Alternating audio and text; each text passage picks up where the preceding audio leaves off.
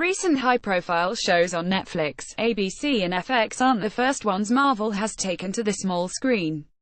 Spider-Man, The Incredible Hulk, Blade and even knockoff-ish X-Men had a go before the current golden age. Here are all the Marvel shows, ranked from goofiest pajama costumes to best character-driven dramas. 15.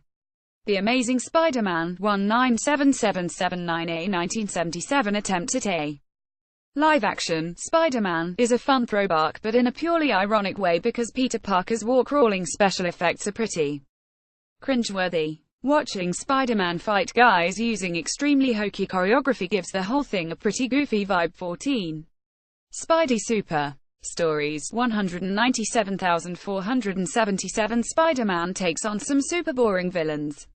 He goes up against the prankster, a school principal who keeps pranking his students, and the spoiler who just likes to everyday things for people in these goofy sketches in PBS, The Electric Company. Worth a few minutes of ing on YouTube. 13. Mutant X 200,104. Delighty 2001. In every way, the syndicated Mutant X is the knockoff X-Men TV show with a low budget a lot of people probably wanted.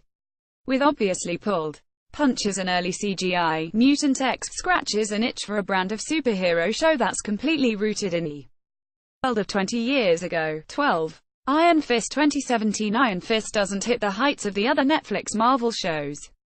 Mostly it's a bit dull, because Danny Rand isn't nearly as exciting or distinct as Daredevil, Jessica Jones or Luke Cage. The show also lacks the stylistic punch of the other series, leaving Danny's story feeling more generic and out of step with the rest of Marvel's modern offerings. 11. Blade the Series. 2006. Spike TV took the successful Blade movies and made a TV show.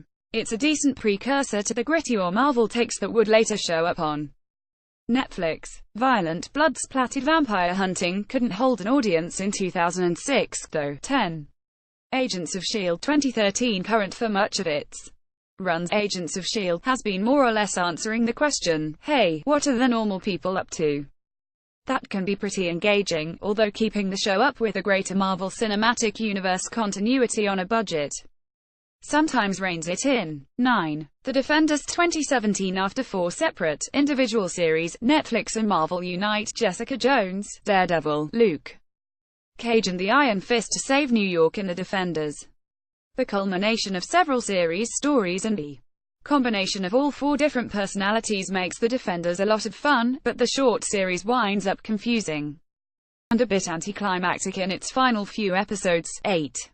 The Incredible Hulk 197,782. Green Lou Ferrigno helped carry The Incredible Hulk through 5 seasons. The formula of David Banner wandering around America, getting into adventures and helping people, is pretty standard for TV, but there's plenty of wrongdoers to trigger the Hulk's rage and get him involved for justice. 7. Spider-Man 197,879. A pretty deep departure from the Marvel Comics stories. The Japanese take on Spider-Man is worth a look just for the way Spider-Man pushes a button on a bracelet that shoots out his suit. This version understands the folly of trying to make a serious Spider-Man thing in the 70s and goes glee the other way with plenty of self-awareness. 6. Agent Carter 201,516. TV gives Marvel the chance to dig into smaller side stories adjacent to its movies. Agent Carter takes that idea to its logical extent, turning out a period show led by a woman and Captain America pal. It gets to explore minor characters pretty intimately, while adding depth to the world when it comes time to turn on an Avengers movie. 5.